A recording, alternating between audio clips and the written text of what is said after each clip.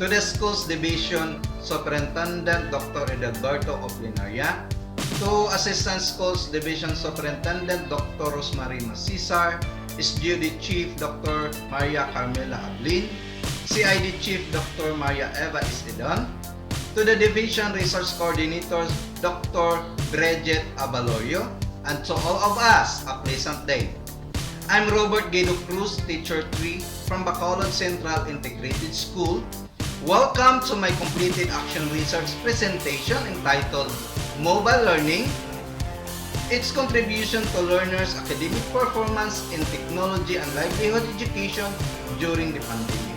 Technology and livelihood education, or TLE, in the elementary was improved as far as explicit abilities and information that the fundamental understudies must create to meet the prerequisite for additional learning. It empowers the learners to get abilities, skills, capacities, fundamental for independent and family needs, for more particularly in these economic challenges. Today, the globe is at present grasped by the deadliest and most boundless pandemic it has faced over a century. COVID-19 pandemic affects the learning, which leads Bacolod Central Integrated School to use blended distance learning to be coped up with the new normal in education. In the survey conducted by the teachers during school year 2020-2021, 111 learners opted in the online distance learning or ODL, 279 in digital video instruction with self-learning module or SLM, 260 in digital audio with SLM, and 436 in radio-based instruction or RBI with SLM. The problem of the learners Bacolod Central Integrated School is having low competence in TLE and coping with this new normal situation in education. It had been this thought of the learners in TLE to be troublesome and that they tend not to submit yields and do the performance task given. Based on the data gathered, as at least learned competencies in TLE from the grade 6 of Bacolod Central Integrated School during the school year 2019-2020, learning competencies creates and processes an online survey form and uses functions and formulas in an electronic spreadsheet tool to perform advanced calculation on numerical data which belong to the TLE 6 learning content. ICT and entrepreneurship has 39.56% mastery level that indicated a low performance of the learners. In terms of coping up with the pandemic situation, the Department of Education released a Memorandum Number 162 Series 2020 that suggested a maximum of 2 hours daily screen time for grade 6, which gives 1 hour per week for ODL in TLE. This screen time is not enough to wrap up the most essential learning competencies or MELC in a week in TLE 6. Also, the radio station Grades FM 101.3 in Municipality of Bacolod gives 1 hour daily airtime for education, but it cannot accommodate all learning areas. In this condition, mobile devices played an essential role in aiding the teaching and learning process. Learners of today belong to so-called 21st century students or millennials, where they learn based in the manipulative manner. The strategy, mobile learning or AIM learning. AIM learning is any type of learning that takes place in learning environments and spaces that will take account of mobility of technology, mobility of learners, and mobility of learning. AIM learning utilizes portable advances that includes application where learners can utilize semi-autonomously in a homeroom or after-school setting to enhance or upgrade educator through guidance. Innovation had improved the learning limit through cell phones as a learning instrument. Mobile devices belong to 6 categories such as smartwatches, mobile phones, PDAs, webpads, tablets, and laptops. These mobile devices will facilitate learners' ability to communicate, interact, engage in discussions, store, and record materials for later use. Give lecturers affordance to use mind mapping tools to better gauge how learners think and process information. Now, learners can access a huge amount of data they need anywhere without constraints. Liberty of time and space can heighten learners' interest in that topic, resulting in better retention. It can also increase the overall effectiveness of the learning strategy. Teachers, school administrators, parents, and learners have their role in learning implementation. The teacher created a group chat for the dissemination of information. The teacher provided timely activities for learning, explained the purpose of using mobile devices for the study and its limitations, explain the uses and steps in different applications to be used in learning, give instructions on the activities to be accomplished, create an online formative and summative assessment using online assessment applications which can be asynchronous. The school administrator provides technical assistance, monitor the implementation of the strategy. Parents ensure that their children have a mobile device to use in learning, either it can be personal or borrowed from school. Create an account for group chatting in Messenger and for the other educational platforms. They manage and monitor the time in using mobile devices and ensure that the mobile devices will only for education. Create a study space in their home. Learners follow the schedule in learning, care of mobile devices, and follow the safety precautions in internet use. Join and participate in discussions and activities. Submit outputs in time. Therefore, learning is learning that allows learners to extend the scope of education beyond the physical limitations of a classroom. Learners access quality content from home, work online, and communicate with their classmates and teachers. Action research questions. The major concern of this study was to investigate the effectiveness of learning on learners' academic performance in TLE during the pandemic. Moreover, the study seeks to answer the following. 1. What are the pre-tests and post-tests before and after exposing them to learning? 2. Is there a significant difference between the pre-test and post-test scores of learners who are exposed to learning? Action research methods. Participants and or other sources of data and information. The researcher wrote a letter of permission from the research coordinator and to the school's governor operating division chief of the division of Lanao del Norte and given a proposal for implementation allowing the researcher to conduct the study among the selected grade 6 learners of Bacolod Central Integrated School. The researcher has constructed a teacher-made achievement test questionnaire TQ and TLE6 to be used in study. It consists of 30 items, multiple choice from the TLE most essential learning competences, which are creates and process an online survey form and uses functions and formulas in an electronic spreadsheet tool to perform advanced calculation on numerical data during the fourth quarter. The TMATQ had undergone test validation, pilot testing, and item analysis. The TMATQ was validated by the school TLE coordinator in Bacolod Central Integrated School and it is approved for the pilot testing. The pilot testing had been conducted with 14 respondents from Rufino Santos Elementary School and 16 Bacolod Central Integrated School who are not respondents for actual implementation. After the pilot testing, an item analysis was done by giving the difficulty index and discrimination index of each item.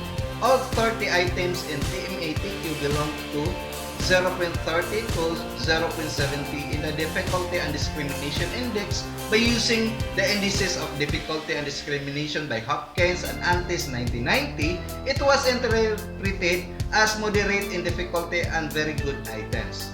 A reliability test of the instrument was followed and computed using QR20 and attains a QR20 value of 0.76 and it was interpreted by using Crumbsbox Alpha for assessing the reliability of internal consistency that denotes an acceptable internal consistency or reliability.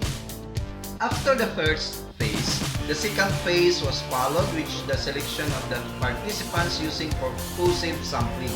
The researcher purposely selected and identified the 30 learners as the participants of the study based on the availability of mobile devices and internet connection that is needed in the implementation of the learning strategy. The participants who do not have a device had utilized the tablets in school following the Office of the Undersecretary Administration Memorandum, (OAMIMO), the guidelines of the use of devices borrowed by learners dated July 17, 2020. A parent's virtual conference, chat, call, and text was done in getting permission of their child's participation in the research and an informed consent to the respondent for their willingness to participate in the study. The next phase was the orientation of the participants and parents on the process of application of e-learning. This was done during the distribution and retrieval of self-learning modules in school and some through phone calls and video calls. Data gathering methods. This action research used a pre-experimental research design that consists of 3 phases.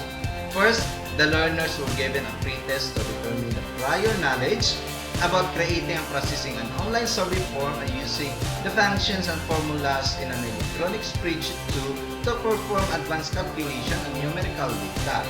Second, they are exposed to e-learning. Series of instructional supervision was conducted by the school principal. To validate further the use of e-learning, the learners were subjected to submit outputs on different activities through pictures and videos in the group messenger. The last phase was followed by giving a post-test to determine the effectiveness of the tool to learners. Data analysis. The researcher employed a quantitative approach to determine the effect of the e-learning on the learners' achievement towards TLE during the pandemic. The quantitative approach was used to interpret the numerical value acquired in this study. The data gathered during the pre-test and post-test were analyzed using the frequency, percentage, and t-test using Microsoft Excel. Frequency was used to determine the learner's level of performance in the pre-test and post-test, while percentage was to determine the position of the learner's level of performance out of the total numbers of the learners. A t-test was used to determine the significant difference in the use of e-learning in teaching, technology, and livelihood education based on the scores of the learners obtained from the pre-test and post-test. It was computed using the data analysis in t-test in Microsoft Excel. The researcher observed the highest ethical standard and maintains moral guidance in the evaluation and implementation of the research. It ensured the confidentiality of the data given by the respondents. This was done by letting the participants sign an informed consent stating the purpose of the study and that their participation is voluntary. They are briefed that they are free to back out anytime they want. More so, parental consent was given to their parents indicating the important conditions and guidelines in the conduct of the study. Scope and limitation of the study. This study focused on the effectiveness of using e-learning on ICT and entrepreneurship during pandemic among public elementary grade 6 learners during the school year 2020-2021 in Bacolod Central Integrated School. The online accounts used in the study by the learners were their parents' and guardians' accounts. The questions used in Google Forms are a researcher's made.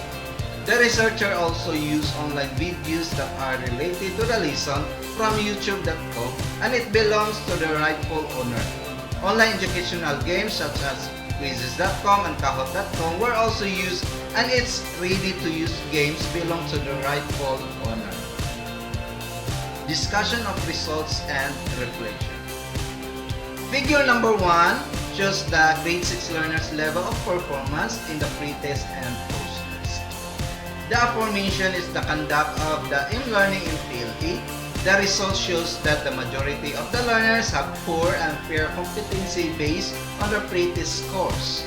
Yet, after the intervention, most of them had satisfactory and very satisfactory, and no learner had a very poor level of performance based on their post-test.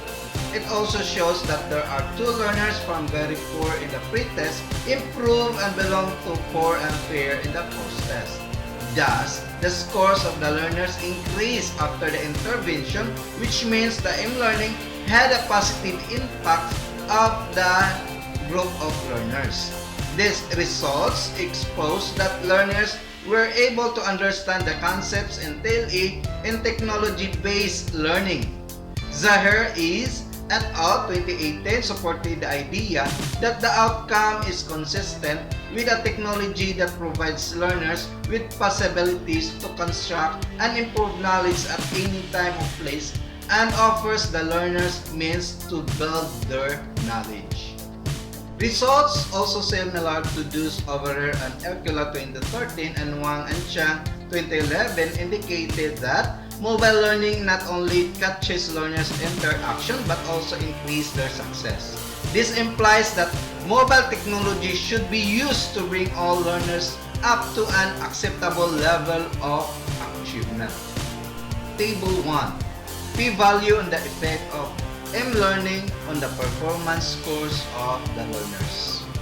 Table 1 presents the statistics showing the result in the use of M-learning based on the outcome of pre-test and post-test. Both test results differ considerably before and after the conduct of M-learning as a learning tool.